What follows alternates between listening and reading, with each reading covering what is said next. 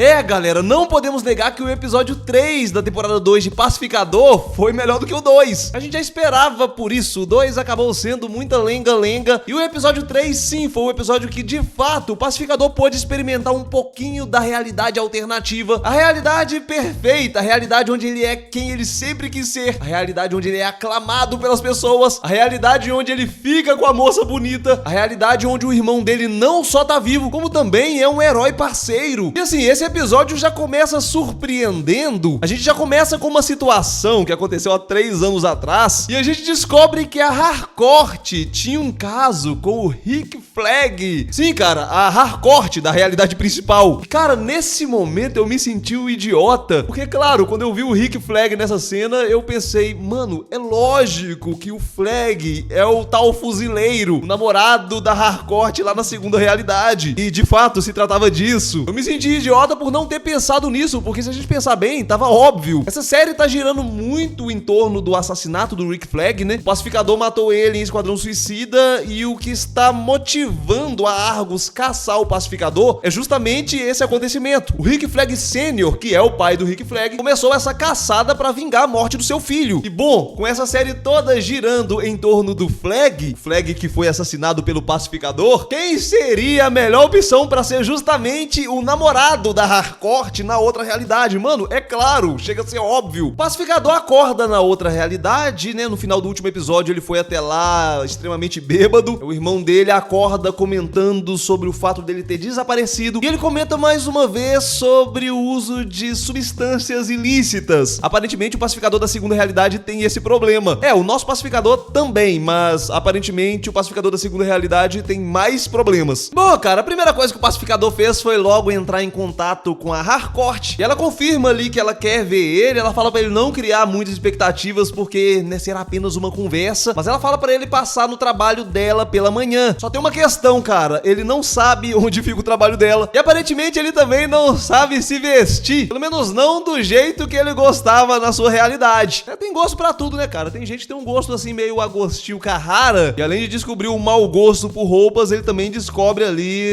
as substâncias ilícitas. E bom, cara, o Pacificador chega ali pro irmão dele fazendo um joguinho de pensa rápido, perguntando qual que é o endereço do trabalho da Harcourt. O irmão dele não entende nada, mas ao longo da conversa ele acaba revelando que ela trabalha na Argus, enfim. E ele também descobre que ele tem uma super moto, ele fica encantado ali com a moto. Cara, só eu achei essa moto brega demais. Sim, cara, é uma baita moto, né? Principalmente falando ali do contexto super-herói. Ah, mano, mas sei lá, essa moto com esse capacete assim... Tá, deixa eu fazer o advogado do diabo aqui. A gente tem que entender que a gente tá em um mundo de super-heróis, um mundo fantasioso, então a gente não pode olhar com visão de mundo real. Talvez seja uma questão de gosto também, porque eu particularmente olho pra moto do motoqueiro fantasma e eu acho animal, cara. Eu gostaria de ter uma moto como aquela. Essa aqui não me passou muito essa sensação, não. Mas pensando que o Pacificador vive nesse universo de super-heróis do James Gunn e ele sonha em ser um super-herói, cara, dá pra entender a fascinação dele por essa moto. Eu consigo mergulhar, cara, na fantasia, né? Senão eu não gostaria desse tipo de série, né? Eu só acho que tem motos de super-heróis mais legais, como por exemplo a moto do Batman. Essa aqui, na minha opinião, parece um brinquedo de baixo orçamento gigante. Mas aparentemente só eu acho isso, porque o povo tava adorando. É claro que eles não estavam empolgados assim por causa da moto, né? Era por causa do Pacificador. E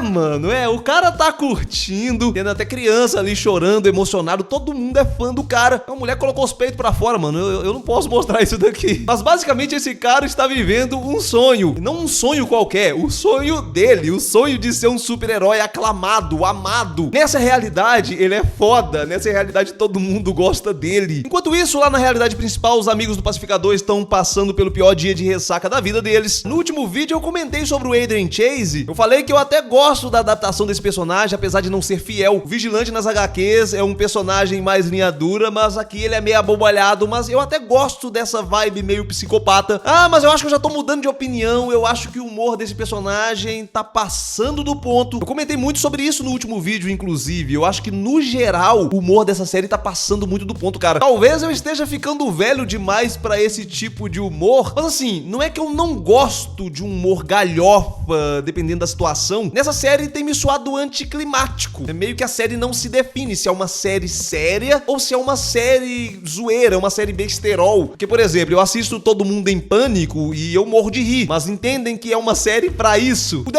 Deadpool é um exemplo melhor, porque se trata de um filme de super-heróis, mas é um filme que a gente vai pra assistir esse tipo de humor. Eu acho que o Pacificador fica no meio do caminho, a série não se define, sei lá, cara. Ou talvez também seja um tipo de humor que tá saturando demais. Na minha opinião, foi um humor que funcionou em Guardiões da Galáxia, mas quando uma mesma fórmula também é repetida várias vezes, começa a saturar, né? Talvez seja isso, mano, mas eu ainda defendo que talvez a série do Pacificador não esteja combinando muito com esse tipo de humor. Talvez esteja se exagerando demais. Eu sei que as cenas do Adrian Chase nessa temporada têm sido chatas, mas enfim. O importante nessa cena mesmo é o diálogo da Adebayo com a Harcourt. Eu diria que esse diálogo é importante porque a Harcourt tá precisando de um sacode. A Adebayo manda real pra ela, cara. Ela fala que entre todos eles ali, nesse grupo de amigos, ela é a mais fracassada. Ela não tá saindo por cima, não. Tá todo mundo sabendo se virar bem. Ela é a única que tá desabando. Ela não tá aguentando o tranco, não. E aí ela comenta um pouquinho sobre ela e o Smith, né? Sobre o relacionamento dos dois. Se ela teve alguma coisa com ele e tal. Ela reforça que o Smith gosta muito dela, ama ela de verdade, é apaixonado. Mas ela permanece relutante ali, cara. Desconversa. Mas a verdade é que o Pacificador já tá em outra. Quer dizer, mais ou menos, né? Ele chega ali até a Argus. Assim que ele chega na recepção, mais uma vez ele é ovacionado. E ele ficou meio tenso ali, achando que ele não ia passar no scan de retina, mas passou de boa. E subindo o elevador, lá está ela, cara. Lá está ela, a amada. E lá está ele, o Rick Flag. Bingo, cara. Ele é justamente o namorado da Harcourt. É um namorado ciumento, mas não é um cara que impõe respeito, não. Mais uma vez aqui a gente vai falar do humor exagerado, humor galhofa. Mais um personagem que era linha dura. E aqui é um bobão desajeitado, cara.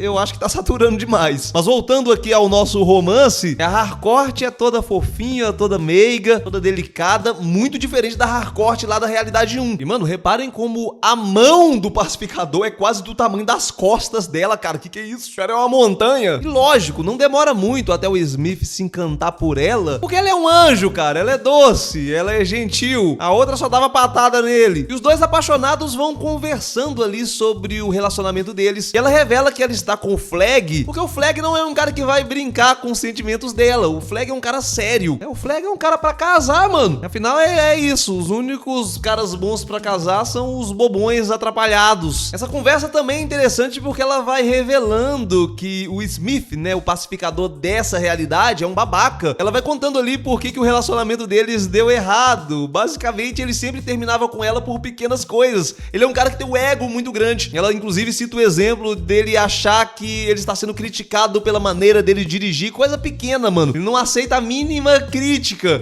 Só que esse Smith aqui é um cara muito mais sensível, muito mais aberto a mudar. Ele mostra isso pra ela. Ele, inclusive, aceita as críticas dela. Isso vai encantando ela também. E assim, o papo tava muito bom, mas eles são surpreendidos com uma explosão. Basicamente, tem um grupo terrorista invadindo um prédio muito próximo ali. Eles têm ali alguns reféns, eles estão armando explosivos muito poderosos. Inclusive, a primeira explosão aconteceu justamente porque um dos terroristas tropeçou e caiu com o explosivo. E o pacificador vai lá. Ele vai lá ser o herói. Ele sobe no telhado. Eu não entendi exatamente porque a Harcourt ficou surpresa com essa cena. Eu acho que o que mais surpreendeu foi o fato dele estar sem o traje. Mas enfim, cara, ele pula ali como se ele estivesse num filme de ação dos anos 90. É um filme de ação bem sangrento. Ele racha a cabeça de um cara ali com um machado. Ele surpreende o cara que tava na sacada ali com uma refém.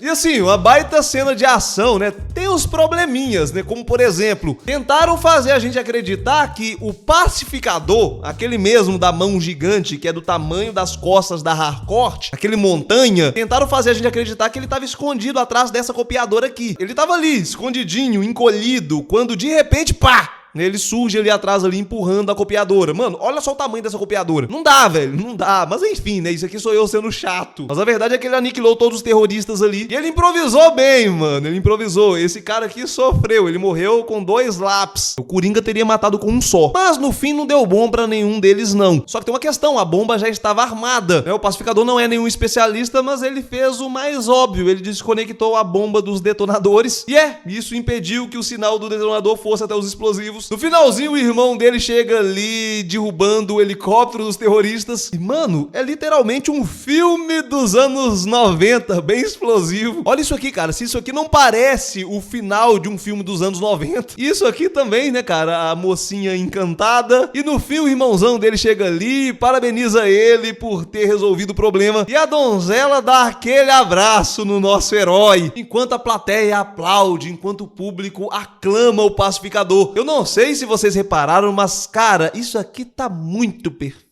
Tá perfeito demais. Tem que ter alguma coisa errada, cara. Tem que ter alguma coisa errada. O interessante é que quando os terroristas chegaram, eles vieram com um discurso meio de resistência contra a corrupção do governo. E vale lembrar que o pacificador dessa terra tem uma mansão, cara. O cara vive ali com o pai, com o irmão, em uma mansão. Esses caras têm muito dinheiro. E aí a gente começa a ligar os pontos. Eles são super-heróis aclamados. Os caras têm muito dinheiro, vivem em uma mansão. E aí você tem um grupo de resistência ali denunciando corrupção do governo. Tá tudo perfeito demais, mano, tem algum problema? Talvez, né, o pacificador dessa terra não seja só um babaca falando de relacionamentos, talvez esse cara seja corrupto. Uma vibe meio The Boys, onde os heróis são corrompidos, eles estão ali salvando, mas ao mesmo tempo tem muita podridão por baixo dos tapetes. Mano, eu acredito que nessa terra está acontecendo algo parecido com isso. E será que essa Harcourt estaria livre dessa corrupção também? E se o Flag tiver o mesmo senso de justiça, né, da outra terra, dá até pra gente fazer algumas teorias. Olha só, eu acredito que o pacificador e a Harcourt vão ficar juntos, né, a Harcourt da segunda terra. E o Flag, meio obsessivo, vai começar a investigar a vida do pacificador. Vai descobrir esses podres do pacificador, só que não é esse pacificador, é o outro, mas não importa. E aí o pacificador meio que vai ter problema nas duas terras. Essa realidade aqui não é perfeita e eu acredito que isso aqui está prestes a desmoronar em algum momento. Mas por falar em desmoronar, meio que isso já está acontecendo na realidade principal. A Argus agora está obstinada a prender o pacificador. Eu não aguento mais esses diálogozinhos toscos sobre a cegueira aviária. Mas enfim, a Argus contratou o melhor caçador de águias para deter o Igli. Esse aqui vai ser o arqui-inimigo do Igli. O nome desse cara é Red Saint Wild. Ele não existe nas HQs. Eu vi algumas pessoas comentando que possivelmente ele foi inspirado no Adam Orion, é conhecido também como o Caçador.